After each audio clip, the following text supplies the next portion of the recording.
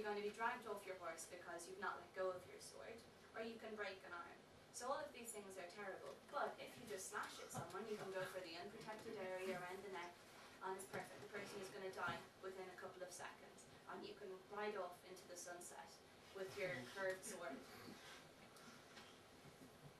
Okay, so on that very exciting note, I want to finish. And I'm aware that my conclusions aren't concrete yet, but again, I want to point out that this is one of the first theses to look really in detail at the material. And that what I hope is that this is going to be a beginning for exciting things. It's not going to be the be-all and end-all in studies of curved blades, but it's going to provide some exciting new material for looking at this in a different way. So, although our perceptions of the curved swords have, I think in certain cases, been biased by mistranslation, by our own perceptions, it is clear that there is some influence of the non-Greeks, of the other, not only in the archaeological material, but also in the iconography and the literature. And this could be because of its mixed status.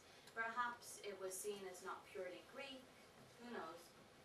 And also, its mixed status could be caused by the fact that it was not just used by Greeks, it was used by lots of other people, by Persians, Egyptians, Babylonians. So perhaps it was seen as being of a lower quality because it was used by so many different races. Or it could be the fact that the evidence seems to suggest that it was used as a domestic tool first in Greece. So perhaps you don't like it so much because it's used by a farmer for cutting his pig carcass. You don't like it so much because it's being used by the lower class person for performing everyday duties. So it's not as heroic, it's not as representative of high status as the straight blade, the xephus, which is in use at the same time.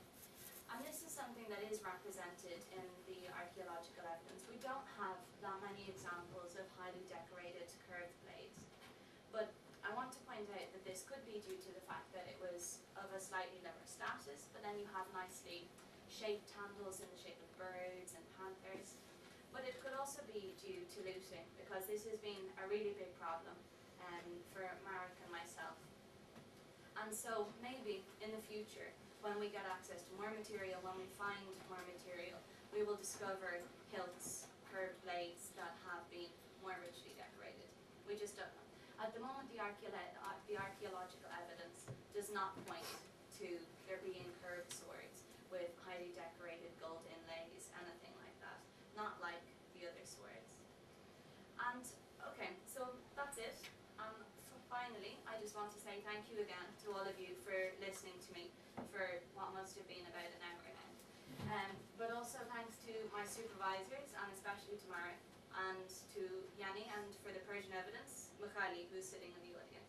So, thank you very much.